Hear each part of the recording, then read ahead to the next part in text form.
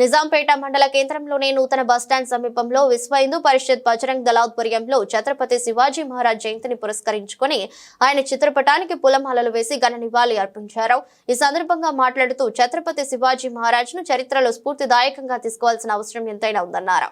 ఆయన 17 సంవత్సరాల వయసులోనే భవానీ మాత ఖడ్గంతో హిందుత్వంపై నీడలు కమ్మిన సమయంలో విదేశీ దురక్రమణ దారుల నుంచి హిందుత్వాన్ని భారతదేశాన్ని రక్షించుకోవడానికి ఆయన చేసిన కృషి ఫలితం ఎంతో ఉందన్నారు. భారతదేశంలో భారతీయులంతా ఛత్రపతి శివాజీ మహారాజ్ ఆశయ సాధనకు ప్రతి ఒక్కరూ కృషి చేయాలన్నారు.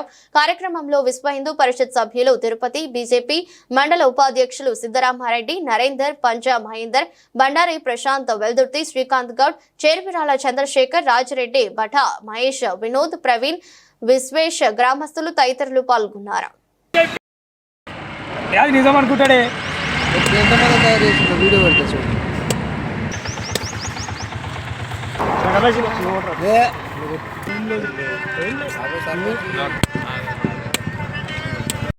నిజాంపేట పట్టణ కేంద్రంలో ఛత్రపతి శివాజీ మహారాజ్ ఉత్సవాలు BHP బజరంగ్ దళ ఆధ్వర్యంలో ఘనంగా నిర్వహించడం జరిగింది.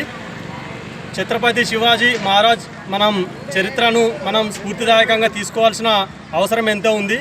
17 సంవత్సరాల వయసులోనే భవానీమాత ఇచ్చిన ఖడ్గంతో హిందుత్వం పైన నీడలు కమ్మిన సమయంలో విదేశీ దురాక్రమణదారుల నుంచి హిందుత్వాన్ని, భారతదేశాన్ని సంరక్షించడానికి భవానీమాత ఖడ్గంతో ఎన్నో యుద్ధాలు చేసి హిందుత్వాన్ని ఈరోజు మనం గుడిలోకి వెళ్ళే బొట్టు పెట్టుకునే పరిస్థితిలో ఉన్నామంటే దానికి ప్రథమ కారణం మన ఛత్రపతి శివాజీ మహారాజ్ మాత్రమే.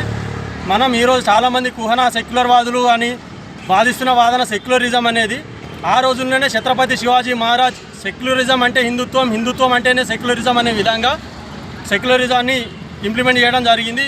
ఇతర మతస్థులను చాలామందిని సైన్యంలో అగ్రస్థానాల్లో పోస్టులు ఇచ్చి మరి నిజమైన సెక్యులరిజం అంటే ఏందనేది, హిందుత్వం అంటే ఏందనేది ఆ రోజు ప్రపంచానికి చెప్పడం జరిగింది. అదేవిధంగా ఈరోజు శివాజీ జయంతిని పురస్కరించుకొని ఆ మహానుభావుని స్ఫూర్తిని, పోరాట పటిమని ఆదర్శంగా తీసుకొని ఇదే విధంగా భారతదేశాన్ని ప్రపంచ దేశాల్లో అగ్రగామిగా నిలిపే క్రమంలో ముందుకెళ్లాలని, ఆయన స్ఫూర్తిని తీసుకొని ఇలాగే ముందుకెళ్లాలని ఈ సందర్భంగా బజరంగ్ దళ నుంచి విజ్ఞప్తి చేస్తున్నాం. జై భవానీ, జై భవానీ, భారత్ మాతా కీ జై.